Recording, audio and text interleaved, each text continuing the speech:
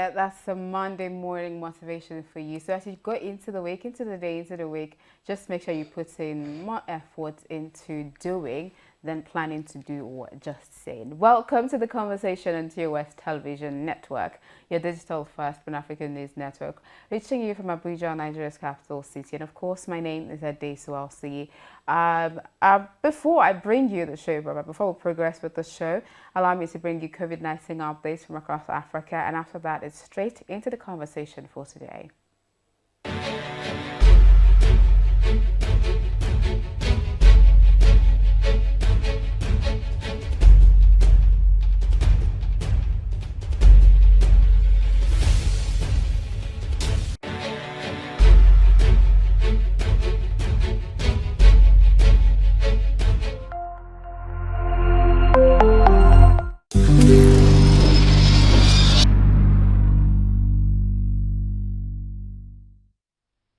You're still watching the conversation on TOS Television Network, and by now you already know that you can be a part of the conversation. Just follow us across all social media platforms. It's TOSTV Network on Facebook, Twitter, Instagram.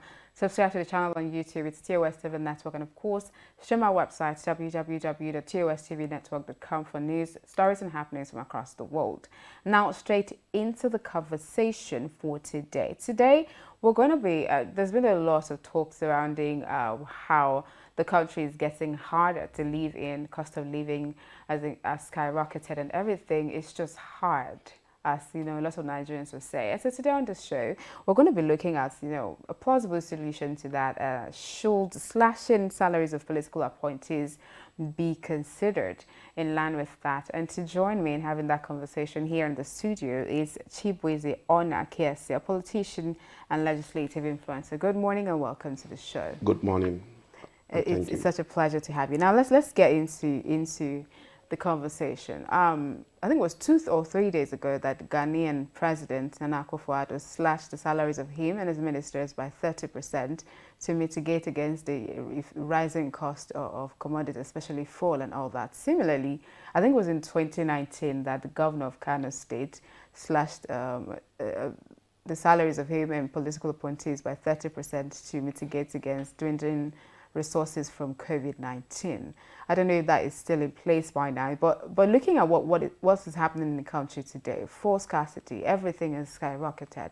Should the country be looking towards slashing the salaries of political appointees at this point? Do you think we should consider it as a country? On the overall, I would say yes, but not as a single intervention to the problem, because yes, the cost of running government in Nigeria is very high and almost highest in West Africa. And but when you ask yourself, Adesua, if you say currently now it takes 40 million naira to buy presidential nomination form. So you ask yourself, if that is 40 million naira is what it takes to buy the form, how much is the salary of the president? So you see that if you cut that salary into zero, that it doesn't still make any sense. The problem is we need to build we need to build strong institutions in order to curb, one, cost of governance, two, leakages from government purses, and this is on one side. The other side is to be creative and innovative enough to generate revenue, because you cannot be a consuming nation and all you think about is about just slashing the salaries of political appointees, and which I will tell you doesn't make no sense. Most of them don't even touch those salaries. It does nothing. Even if you slash it by 90%, nothing would happen. Nothing would happen. Are you sure about that? It wouldn't reflect, because the question is, if you save that money, like I would say, if you save that money, the first time then I heard trillion in naira was during the recovery of Abacha loot. Yeah. Where is that money? Can we point at anything, infrastructure, whatever you could say that we use that money for? So that's on the other side of the argument, because if you say cut down the salaries, yes, Ghana did it by the 30%, and in furtherance to that, Ghana said they are cutting by 50% the fuel money. Yes. So, and it has happened in Kenya in 2017. Cutting down. This is okay, but one of the things I want us to do in this country is, while we copy, we try to, first of all, get those policies and domesticate it before copying. But you mentioned earlier, I'm going to speak on two things that you mentioned. First of all, you mentioned one of the reasons why not to cut it would be because even getting there is a bit expensive. Presidential nomination form is 40 million naira. And then you also said that something about them not even touching their salary, so you wouldn't really do anything to them. So are you saying that we as a people, that we are compensating, the government is using us, Nigerians, to compensate for their choices? Because if you want to be a political appointee, you're buying the forms and all of that. It's on you. You decided that you wanted to do that. You decided to bring out the money. So should the cost of living of Nigerians now be used to compensate for that? Yeah. You see, if you want to buy a form, for example, if I just try to clarify that point, if it takes like for governorship 31 million to just buy a form, how much is the annual salary of a governor for one year? So what's the incentive? So because we don't have strong institutions, yes, you can have such high financial entry point for whatever reasons, fine. But once you don't have strong institutions to ensure there is no embezzlement, there is no siphoning of public fund in order to make up for such, and we rejig our recruitment process to ensure we have people who have real technocrats who are going in there to create wealth for the masses. Otherwise, what you essentially do is you are going there because once you are there, you make all the choices you make. When was the last time at this where we recalled any legislator or any elected public office holder? It doesn't happen, in this country. So when, as a matter of fact, even in the present administration, you find that when you appoint like a minister, it's almost like an elective office. Person serves for four years. So when you balance these two things side by side, you see that it's a function of us fixing our institutions. And when I say fixing our institutions, check the overhead cost of ICPC and EFCC. Put it side by side to how many people have they put behind bars and how have they deterred people from embezzlement. So it doesn't still work. So the thing is, we hear that Ghana is doing it. Ghana understood, they understood the political economy of Ghana, and they know, like, if we cut down this, because if they cut down, Ghana say if they cut down this, would they afford this, it's amounting to 400 million USD. Yes. So they know what they want to do, 400 million USD. So if we cut down these political, the salaries or whatever, yes, we free up some cash, but what are we going to do with it? We free it up, and one other person who sits at the other end is just another free money for the person to embezzle. So you're saying that it's not that slashing the salaries would not be effective in curbing economic hardship. Is the problem corruption? Is the problem that our problem is corruption. Okay. Our problem is we are not a producing nation yet. That's the problem. There was a time during the time of Asiwaju as governor in Lagos State. Yeah. He had issues with OBJ. OBJ withdrew and stopped his allocation for some time. Lagos State was paying salaries.